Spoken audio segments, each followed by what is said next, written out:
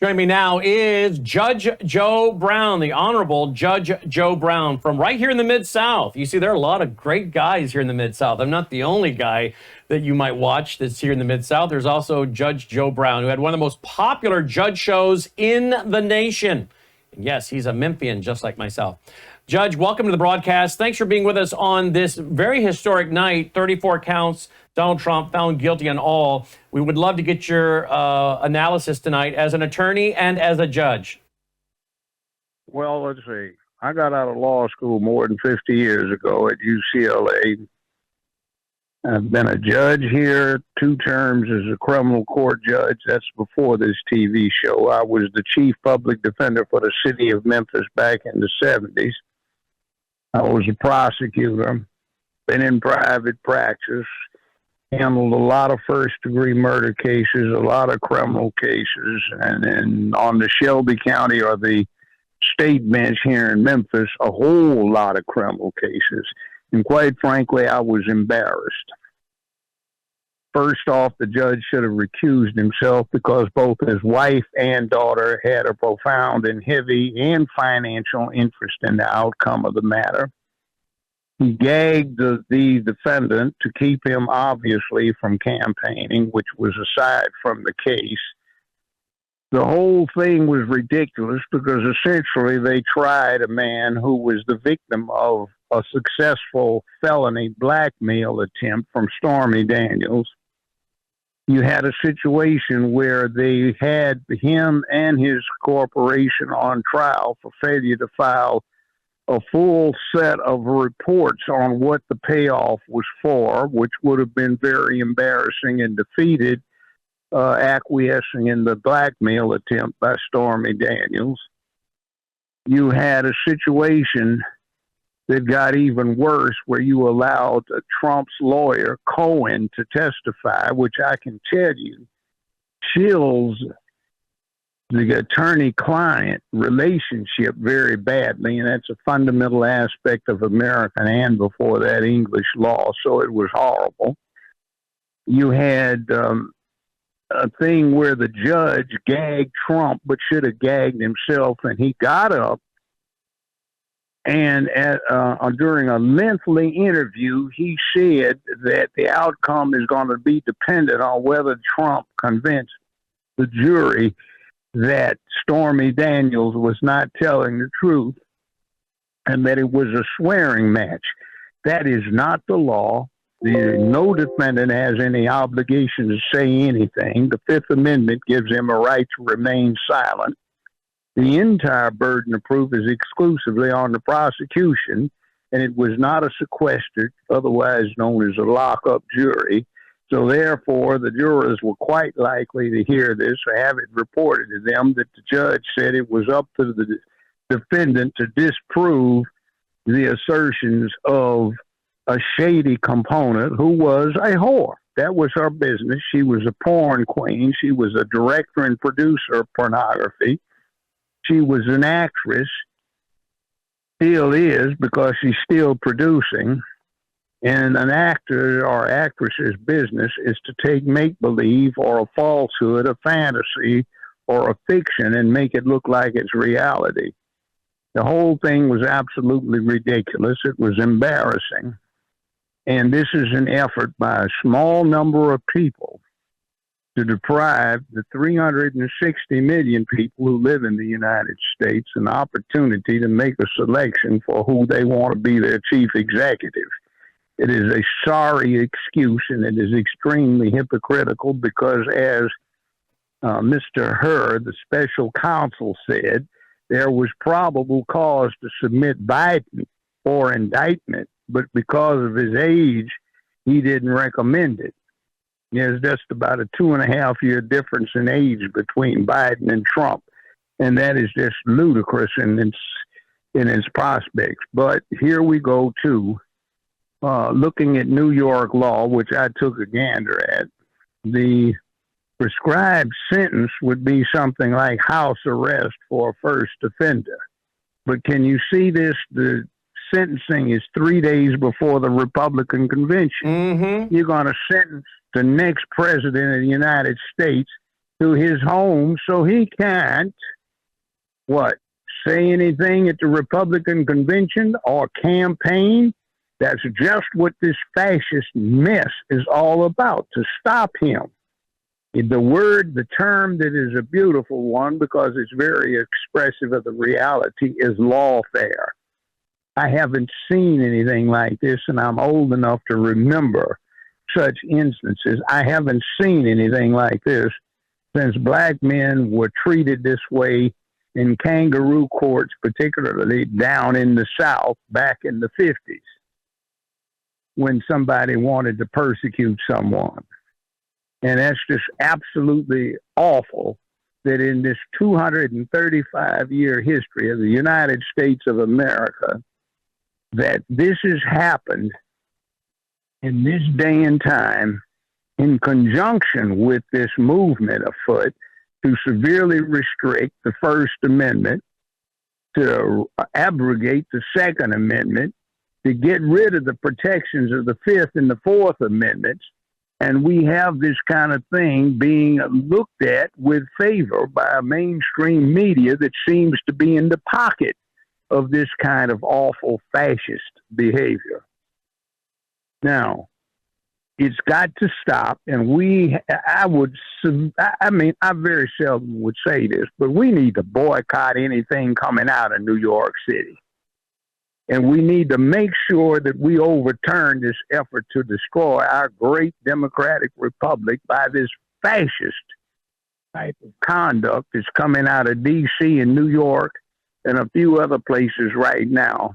Georgia as well, Fannie Willis, the whole 9 yards, Letitia James, Bragg, you name it, Smith, you name it. And we need to assert ourselves as Americans who say, no, we're not going to have it. You know this is a mess. You took a man who was a victim of a blackmail attempt and you convicted him. You said he was lying about paying off his lawyer's fees, attorney fees. Well, the thing of it is the allegation was that the Cohen, this snake, and I call him that because I've been a professional longer than he has in the same profession. He got paid back for $130,000 inside of 4 months. So what happened with the other 8? Were they attorney fees or retainer? Yes, that's what it was. So we got completely outside of logic where you got 85% of the jury dying to convict this man because they looked at him as a Baba Yaga. It is an embarrassment before the world. It's an embarrassment before everyone who has made the sacrifices that we just commemorated last Memorial Day, just a few days ago.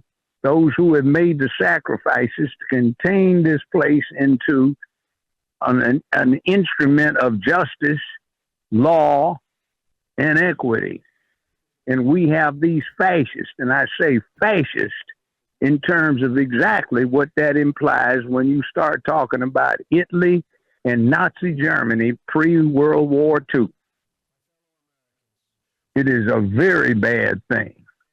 And if they can do it to somebody who's likely to be the next president, what can they do to the rest of us? Very true. Very true. What can they do to anyone that they politically, religiously, or otherwise disagree with? Exactly. Now, I have one more comment. It's all tied in with something. There's a common thread in this. I'm not against gay people. Get your freak on in your bedroom. It's your own damn business. But when you start setting up this rainbow cult where children have to endure the symbology of the rainbow flag all over their classrooms, all down their hallways, 6 hours a day, 5 days a week, for the 12 years of public school, where people have to be circumspect about driving down the street because you've defaced the public property by painting a symbol, a rainbow symbol of the cult down on the streets, where you have these rainbow flags hung from government buildings, sacrilege, hanging right under the American flag, on a government flagpole somewhere, everywhere, and people getting prosecuted for saying, I don't Televised like because it. you're getting But yet you can't put a nativity scene in a city hall, but you can put a rainbow. You can't put a six-pointed Jewish star in a school, but you can put a rainbow flag. You can't put the crescent in, the Islamic symbol, in a courthouse, but you can put the rainbow flag in there. You can't put out a symbol of Buddha outside of some public building, but you can put the rainbow flag. You can't sit there and take the six-armed Hindu deity and put it under a flag and fly it on an American flagpole, but you can put the rainbow under there. What's the difference? And you see, there's no God to it, but there's no God either to Buddhism. It's an honorable and ancient religion, but this one isn't because it's nihilistic. It's telling us to get rid of duty, honor, obligation, responsibility, accountability, making where we live a safer, more secure place filled with economic prosperity, a sense of purpose, and a cause.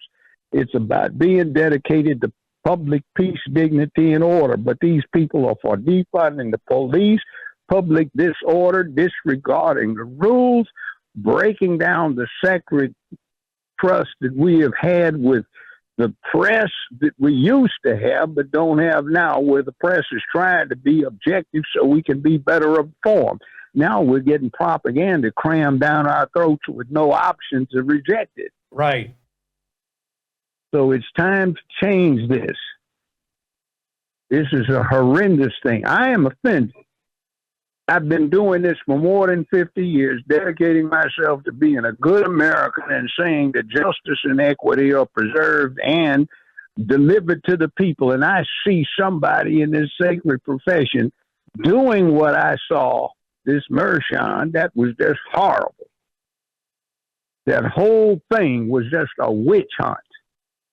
And we got rid of that years ago. It's time to get rid of it again. We have to do our duty, because if we sit here and tolerate this mess, it is going to be our responsibility for bringing it on ourselves. The wake-up call has been delivered.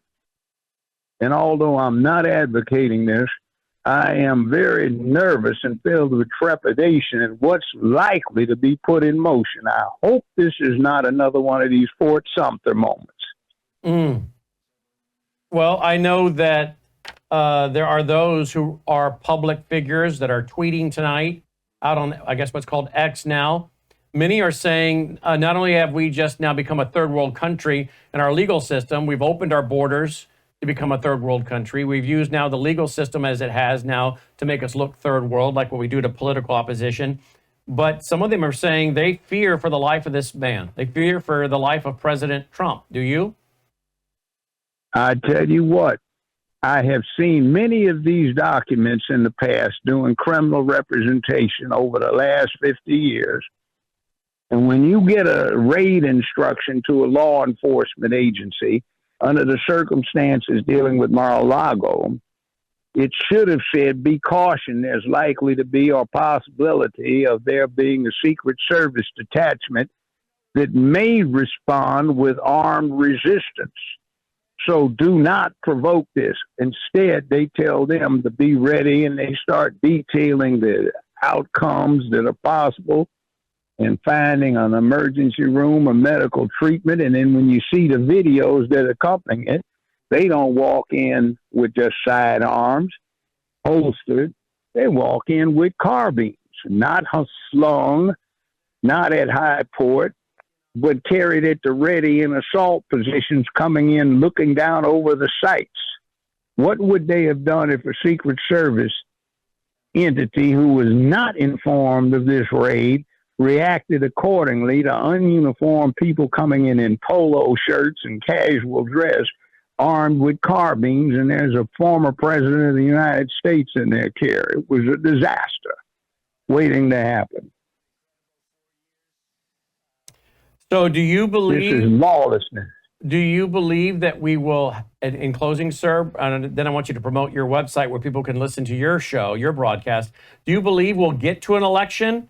There are some former military people saying they're concerned that we're going to possibly have some kind of state of emergency declared. So do you think we'll get to an election? If we do you think that they will allow President Trump to retake the White House? Do you think that they would recertify him or certify his election in the House of Representatives in January of 2025 and allow him to take the oath of office? I am predicting that the Democratic Party is probably going to commit a worse edition of what they are trying to make January 6th out, which was basically 180 people committing criminal trespass. Very small in terms of what's going on in terms of demonstrations and protests in Washington, D.C. over the last couple of 100 years. But that being said, I can see that you might have some fallback with the Democrats in trying to keep election results from being certified. By the way, one of the reasons we have the Electoral College is this. This is like the Euro Union. The states were originally viewed as separate sovereign entities. In the Euro Union, you have Germany, France, Italy, Greece, Turkey. You have the Netherlands. You have the Lowlands. You have a lot of countries, and each of them sovereign. So you certainly wouldn't, with that case, in 2,000 years of zealous representation of a particular political entity, you would not want a situation where Paris or Rome ruled the entire Euro Union. Well, the same thing applies here in America. Every one of these states has a certain sovereignty that goes to it, so it would not be in the best interest of the country for, say, Los Angeles, California, San Francisco, Chicago, New York, New Jersey, and a few entities like that to run the entire country, because their interests are diametrically opposed in a great number of instances to what exists in the heads of the rest of the country.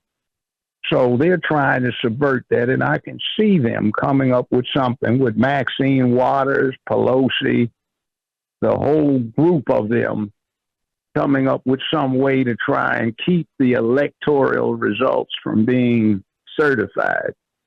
Now, we have entered into a mess.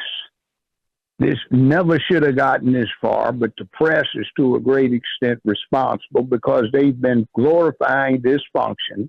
They have destroyed the concept of heroes because none have been made. They certainly aren't entertainers. An entertainer made no sacrifices, did not risk life, limb, fortune, or position. We don't have anyone out there except we've got somebody that is a boogeyman, a Baba Yaga, and that's Donald Trump, who has tried to make a stand for decency. And because these people do not stand for decency, but they have a rainbow cult that they're acolytes for, they're zealous disciples of this particular cult, and they've been trying to impose it on the country for the last 50 years, so they have no obligations, no standards, nothing to be accounted for, and they are to be taken care of instead of being provided the opportunity to do for self, achieve, and excel. They're being taught and conditioned to be passive, to be dependent, to be entitled, and somebody to take care of them. Now, I'm mad about this. Just absolutely angry. I thought we had gotten beyond it, but here we are going right back into it. Well, folks, as you can hear, folks, you know, this is why I call up Judge Joe Brown. This gentleman has a photographic memory, in my opinion. I have sat with him at this news desk a couple times.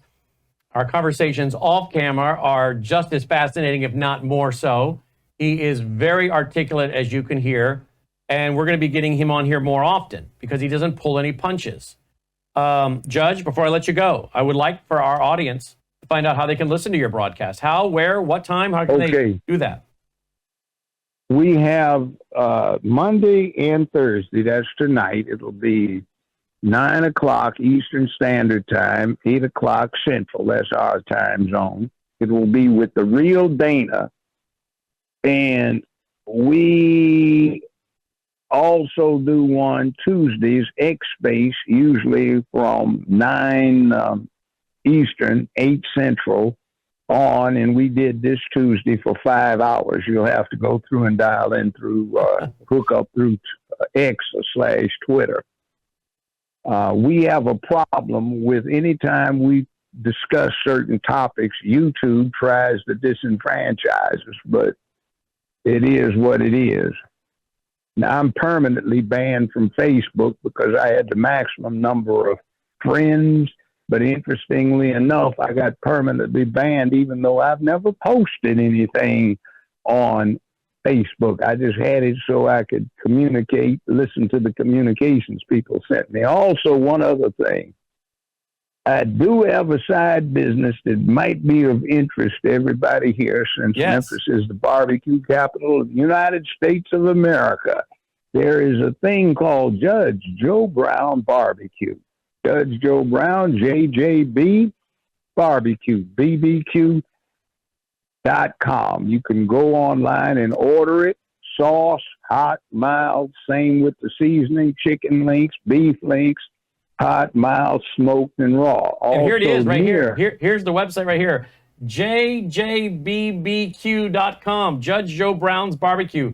JJBBQ.com.